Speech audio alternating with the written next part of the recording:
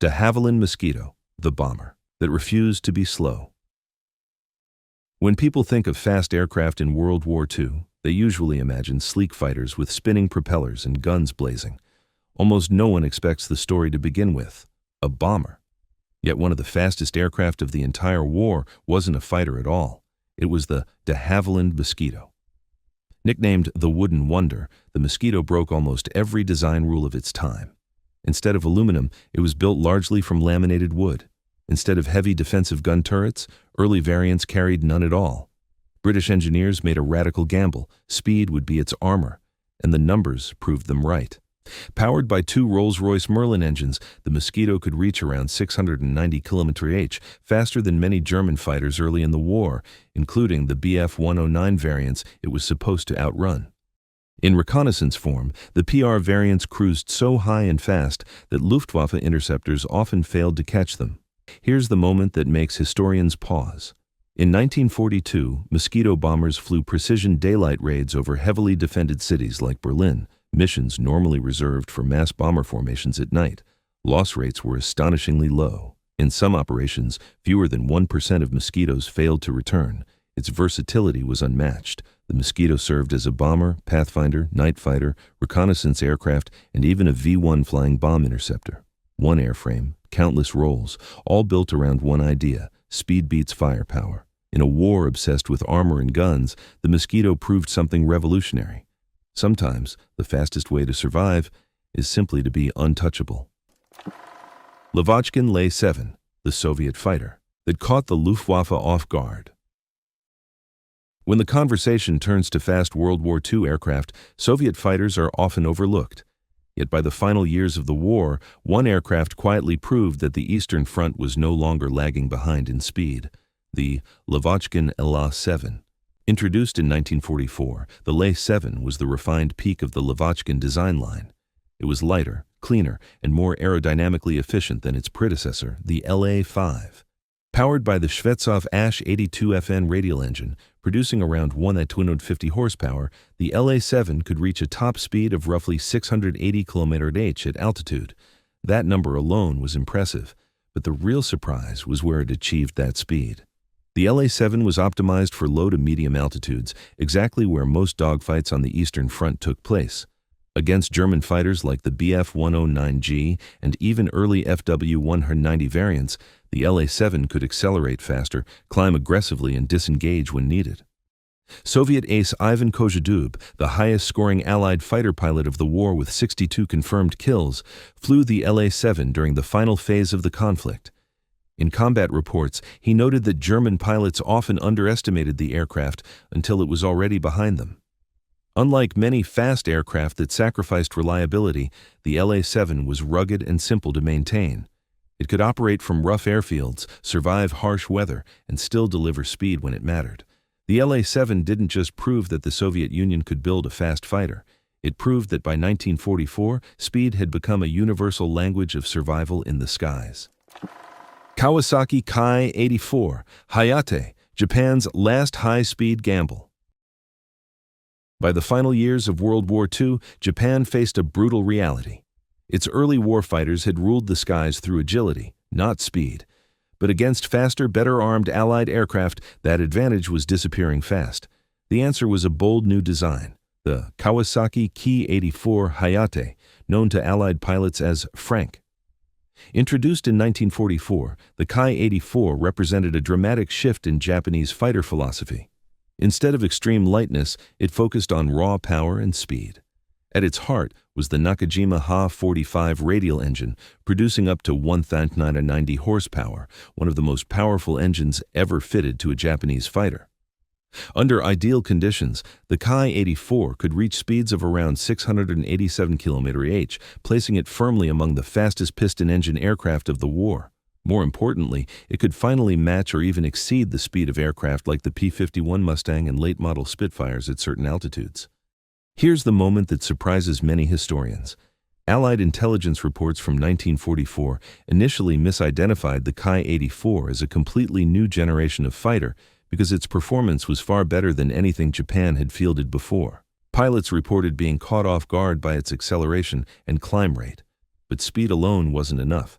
As Japan's industrial situation collapsed, many Ki-84s suffered from poor fuel quality and inconsistent manufacturing, preventing them from reaching their full potential consistently.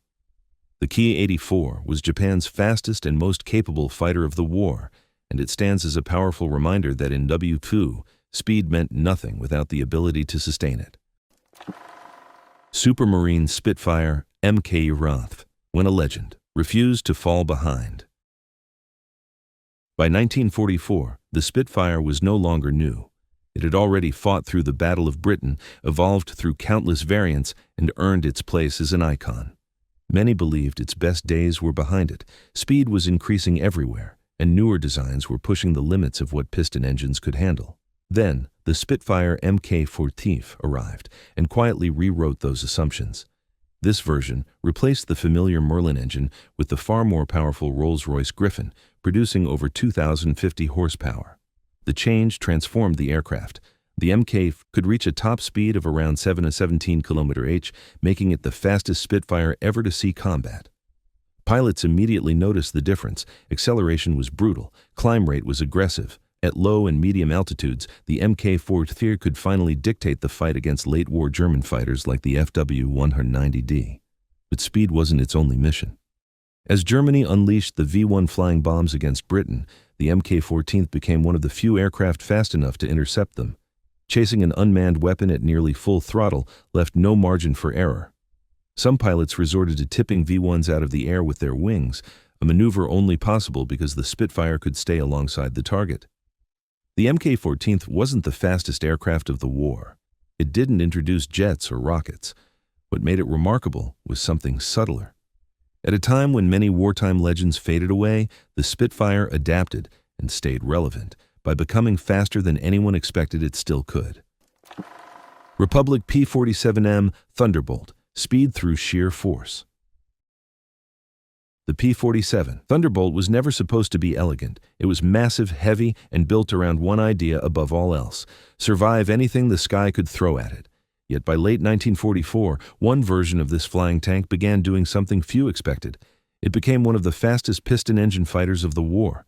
That aircraft was the P-47M. Designed specifically to counter German high-speed threats like the V-1 flying bomb and late war fighters, the P-47M was fitted with a specially tuned Pratt & Whitney R2800 engine, producing over 2,800 horsepower with water injection. The result was startling. At altitude, the P-47M could reach around 760 km/h, but speed wasn't its most dangerous trait, momentum was. In a dive, the Thunderbolt became almost untouchable. Its sheer mass allowed it to build speed faster than many opponents could safely follow. German pilots learned quickly. If a P-47 went downhill, chasing it often meant structural failure or blackout. There was a price. The P-47M pushed the limits of reliability. Early engines suffered failures, and maintenance demands were high. Only a limited number were produced, and they were flown by experienced pilots in elite units. Yet when it worked brutally well. The P-47M combined fighter-level speed, bomber-level toughness, and dive performance that bordered on reckless. It wasn't the sleekest aircraft of World War II, but it proved something essential in the race for speed. Sometimes, the fastest way forward is to be too heavy to stop. Focke-Wulf Ta 152H. By 1944, speed alone was no longer enough. The real battlefield was moving upward, into thin air, freezing temperatures, and altitudes where engines struggled to breathe. Germany's response was an aircraft designed not for the sky as pilots knew it, but for the edge of it. The Focke-Wulf Ta 152H. This was not an evolution of the famous FW-190. It was a purpose-built high-altitude interceptor, stretched, refined, and optimized for one mission: catching Allied bombers where escorts were weakest. Its long wings weren't about agility, they were about efficiency in air so thin it punished every mistake. At its heart was the Jumo 213E engine, enhanced with a two-stage supercharger and GM1 nitrous oxide injection.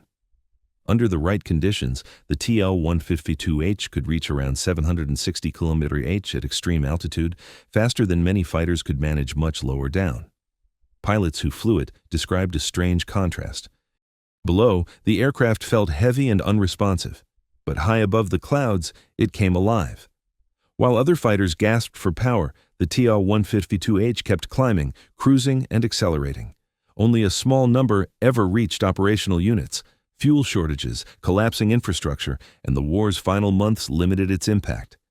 Yet in rare encounters, Allied pilots reported something unexpected, a German fighter still able to challenge them where no one expected resistance. The Ta-152H wasn't fast everywhere. It was fast exactly where speed mattered most. And in that narrow band of sky, it represented the final desperate peak of piston-engine performance. North American P-51H Mustang, the absolute edge of piston speed. By the time the war neared its end, engineers already knew the truth. Piston engines were running out of room to grow. Every extra kilometer per hour demanded brutal trade-offs in weight, cooling, and reliability. The P-51H Mustang was built right at that edge. This was not just another Mustang. It was a thorough redesign, stripped of unnecessary weight and refined for speed above all else. With the Rolls-Royce Merlin V1650-9 delivering up to 2,200 horsepower, the P-51H could reach around 784 km/h, making it the fastest piston-engine fighter fielded by the United States. Pilots noticed it immediately. Acceleration felt lighter, cleaner, almost effortless compared to earlier Mustangs. At altitude, the aircraft didn't just cruise fast, it stayed fast. Long escort missions that once demanded compromise now came with speed in reserve. What's striking is how late it arrived. The P-51H entered service in 1945, just as jet aircraft were beginning to rewrite the rules entirely. In a sense, the Mustang reached its peak at the exact moment the world was moving on. Yet its performance forced an uncomfortable comparison. In straight-line speed, the P-51H came closer to early jets than many expected, a reminder of just how far piston technology had been pushed in only 6 years of war. The P-51H never needed to prove itself in massive air battles. Its significance lies elsewhere. It stands as the final polished answer to a question engineers had been asking since 1939. How fast can a propeller-driven fighter really go? Gloster Meteor, when speed left the propeller. Behind by late 1944, it was clear that propellers were approaching a wall. No matter how powerful the engine, the spinning blades themselves were becoming the bottleneck. Britain's answer wasn't another refinement, it was a clean break. That aircraft was the Gloster Meteor. Powered by twin Rolls-Royce jet engines, the Meteor didn't chase elegance, it chased a new rulebook.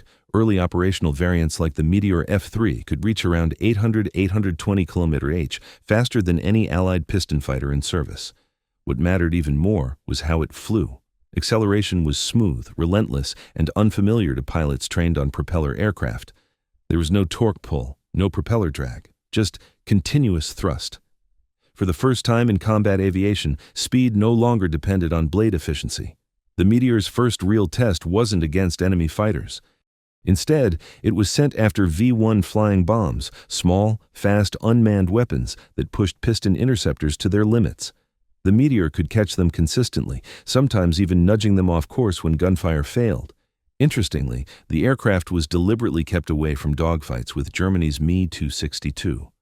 Not because it was inferior, but because Britain feared losing jet technology over enemy territory. The jet age had arrived, and it was being guarded carefully.